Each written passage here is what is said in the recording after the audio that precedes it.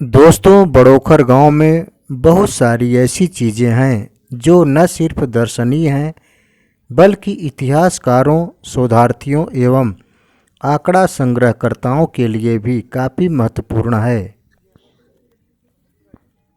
उन्हीं खूबसूरत एवं आश्चर्यजनक चीज़ों में से एक यह बड़ौखर पहाड़ पर मौजूद देई कोठी है। यह देई कोठी बड़ौखर पहाड़ पर मौजूद ऊपर तालाब से लगभग 800 मीटर दूर एक ऊंचे स्थान पर है और यह बड़ौखर पहाड़ का सबसे ऊंचा स्थान भी है।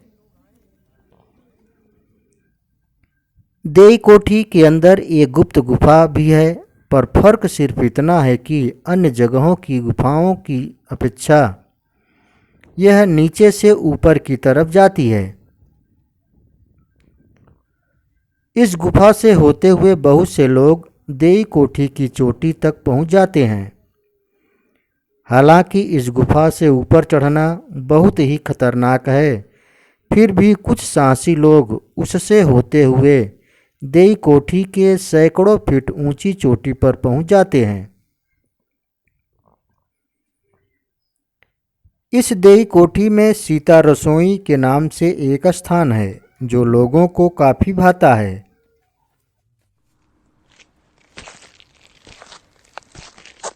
देई कोठी के पास से चारों तरफ देखने पर आपको बहुत ही सुंदर सुंदर तालाब, नदियाँ एवं बड़े बड़े विशाल हरे भरे वृक्ष के मैदान दिखाई देंगे जो लोगों को काफ़ी भाते हैं।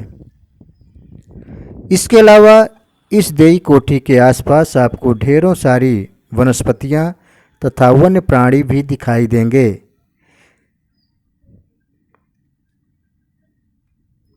यहाँ पर आए लोगों को तीन तरफ से बिल्कुल ठंडी व ताज़ी हवा मिलती है जो गर्मी के दिनों में भी सर्दी का एहसास करा देती है। अतः यहाँ आने वाले ज़्यादातर लोग 1-2 घंटे यहाँ बैठकर जरूर बिताते हैं। दोस्तों, वैसे देखा जाए तो यह स्थान अपने प्रयागराज का सबसे सुंदर व रमणीक स्थान है जिसे लोग काफ़ी पसंद करेंगे, पर इसका ज़्यादा प्रचार प्रसार न होने व पर्यटन स्थल का दर्जा न प्राप्त करने की वजह से यह खूबसूरत स्थान न सिर्फ गुमनामी का दंश झेल रहा है बल्कि विकास की दौड़ में भी काफ़ी पीछे चला गया है। अतः आज ज़रूरत है न सिर्फ इसे हाईलाइटेड करने की बल्कि ज़रूरत है इसके डेवलपमेंट के लिए जी जान से जुड़ने की। तभी इन दर्शनीय स्थलों के साथ साथ इस पूरे क्षेत्र का भी विकास होगा।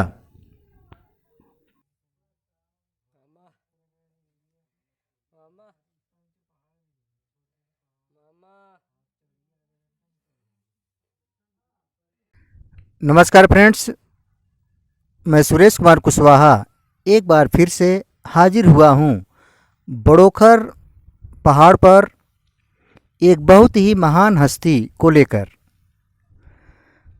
और वह महान हस्ती हैं माननीय श्री गजेंद्र प्रताप सिंह जी। आप न सिर्फ प्रयागराज जर्नलिस्ट एसोसिएशन यमुना पार विकास समिति के अध्यक्ष हैं वर्तमान में, बल्कि आप प्रयागराज पर्यटन एवं सामाजिक विकास समिति के महासचिव भी हैं। आप यमुना पार के जो प्राचीन ऐतिहासिक धरोहरें हैं उनके पुनर्निर्माण में बहुत पहले से जुड़े हुए हैं और आपकी समिति द्वारा उनके पुनर्निर्माण के लिए भी कई कार्य योजनाएँ चलाई जा रही हैं। मैं आपसे जानना चाहता हूं कि ये जो हमारा बड़ौखर है, इस बड़ौखर को पर्यटन के क्षेत्र में विकसित करने के लिए या इसे किस तरीके से विकसित किया जा सकता है, इस पर थोड़ा सा हमारे व्यूअर को बताएं। धन्यवाद भाई सुरेश जी। सर्वप्रथम तो मैं आपको बधाई देता हूं कि आपने जो अपने पौराणिक धरोहरों, पर्यटन स्थलों, धार्मिक स्थलों और जलाशयों के बारे में लोगों को कई जगहों से अलग अलग जनपदों में जागरूक करते रहते हैं। इसके लिए आपको बहुत बहुत धन्यवाद। जहाँ तक प्रयागराज के बारे में बात है, तो जहाँ एक ओर प्रयागराज धार्मिक दृष्टि से गंगा जमुना की सरस्वती की संगम की वजह से पूरे विश्व में जाना जाता है, वहीं पे साहित्यिक, सामाजिक, बौद्धिक, धार्मिक तमाम प्रकार के हर दृष्टि से भी ये अपना स्थान रखता है। लेकिन जो आज की वर्तमान विकास की जो परिधि है वो शहरों तक सीमित हो गई, जिससे ग्रामीण क्षेत्र अछूता रह गया। ग्रामीण क्षेत्रों में बहुत कम लोग ऐसे हैं कि जो बचे हुए हैं जागरूक व्यक्ति, वरना यहाँ से लोग पढ़ लिख करके जानकार बन के, सक्षम बन करके, नौकरी पा करके शहरीकरण में विलीन हो जा रहे हैं, जिससे ये क्षेत्र का विकास जो है अधूरा रह जा रहा है। इसलिए विशेष तौर पे आप ग्रामीण क्षेत्र में रह करके प्रयास कर रहे हैं सुरेश जी, इसके लिए आपको मैं पुनः धन्यवाद देता हूँ। और मैं ये बताना चाहता हूँ कि प्रयागराज का जो जमुना पार क्षेत्र है, जहाँ एक तरफ से रामायण काल में रामचंद्र जी यहाँ पे आए और यहाँ से होते हुए चित्रकूट की ओर प्रस्थान किए, वहीं पे महाभारत काल में पांडव लोग यहाँ पे आए इसी जमुना पार क्षेत्र में, और वो कुछ दिन तक यहाँ पे विचरण करके अज्ञातवास काटा। इस दृष्टि से इस क्षेत्र का महत्व बहुत ही सर्वोच्च है। और बौद्धिक स्तर पे भी, जहाँ इस क्षेत्र ने हमारे देश को प्रधानमंत्री दिया होगा और चीफ जस्टिस ऑफ इंडिया भी इसी क्षेत्र से हुए हैं, सर्वोच्च पदों पे रहे, लेकिन फिर भी दुर्भाग्य ये है कि हम लोग अभी भी विकास की बाट जोह रहे हैं। इसको मैं ये मानता हूँ कि ये कहीं न कहीं हम लोगों की कमियां हैं। आज बहुत सारे ऐसे सामाजिक लोग तैयार हो गए हैं, नई जागृति आ रही है, लोग पढ़ लिख करके अब जागरूक हो रहे हैं, और बहुत सारे शहरीकरण से देहात के लोग देहात क्षेत्र आ रहे हैं। तो अब हमें ये जानकारी मिली, आज उसी का ये परिणाम है कि मैं आज यहाँ पे मुख्यालय से 100 किलोमीटर की लगभग दूर बड़ोखर क्षेत्र में आया हुआ हूँ।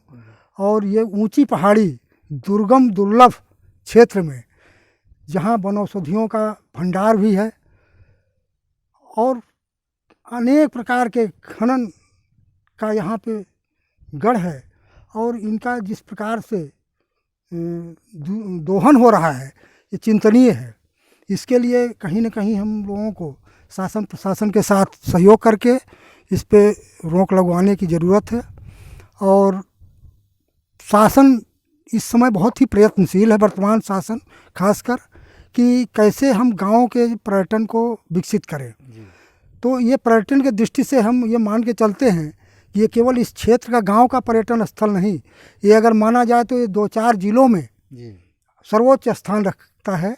अगर इसको थोड़ा विकसित कर दिया जाए, थोड़ा इसको मूर्त रूप दे दिया जाए, यहाँ आवागमन के साधन ठीक हो जाए, सुलभ हो जाए, तो बहुत ही अच्छा ढंग का ये है।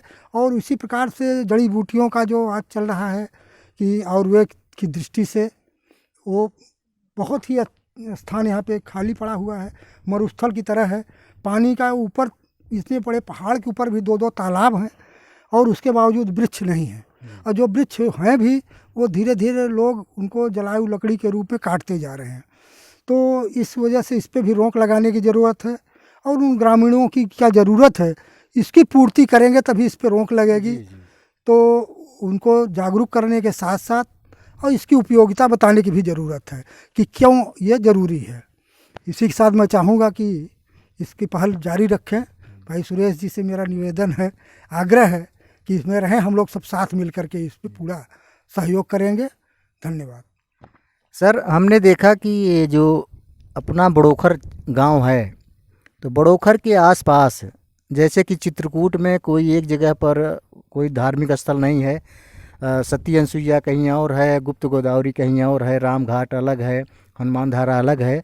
तो उसी तरीके से बड़ोखर में भी कई जगह, जैसे यहाँ पर हंडिया के पास बॉर्डर घाट है, यहाँ से बड़ोखर से दूरी मात्र 5-6 किलोमीटर दूर है।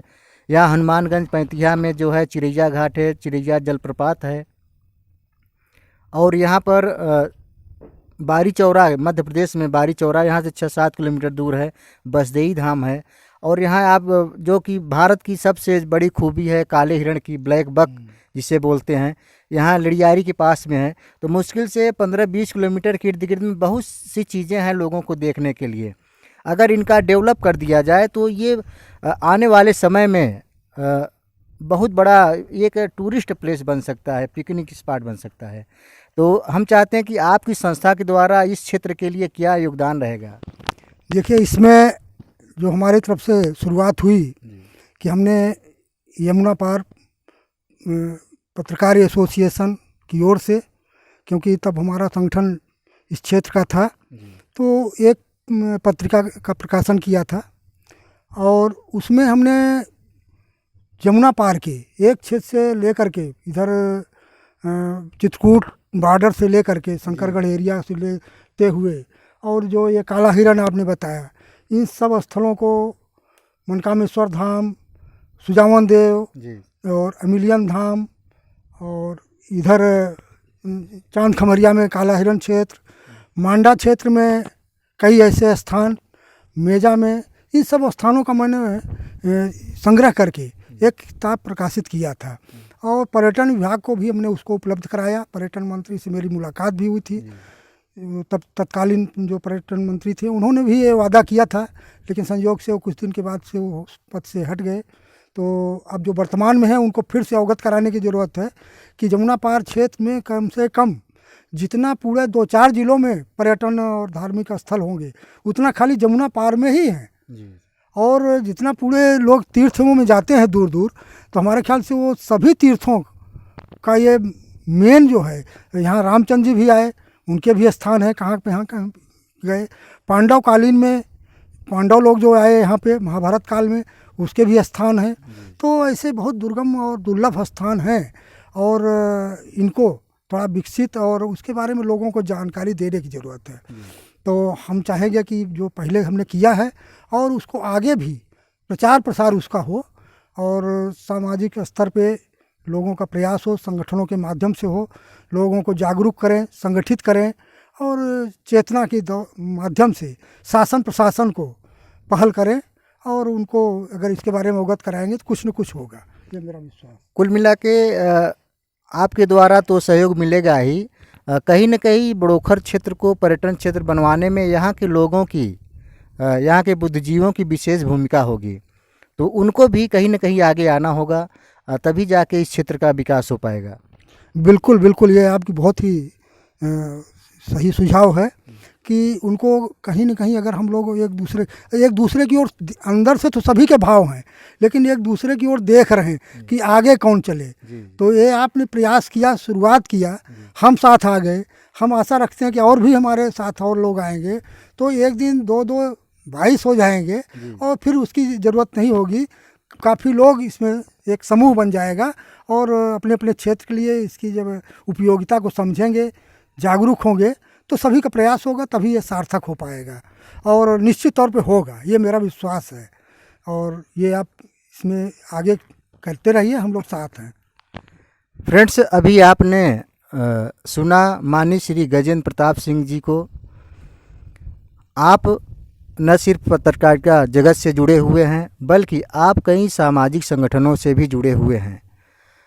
आप कई अपने यमुना पार में कई जगहों पर हमने देखा है, बीच बीच में पत्रिकाओं में निकलता रहता है कि आपने कई कार्यकर्ताओं को लेकर तालाबों का पुनर्निर्माण किया और मंदिरों का भी जो है, जो जहाँ मंदिर ढह रहे थे, टूट रहे थे, उनका भी पुनर्निर्माण करवाया है। मैं चाहता हूं कि आपके सहयोग से ये बड़ोखर भी आने वाले समय में एक नए लुक में, एक नए डेवलपमेंट की ओर दिखाई देगा। तो इसी शब्दों के साथ मैं आपसे विदा लेता हूं। नमस्कार।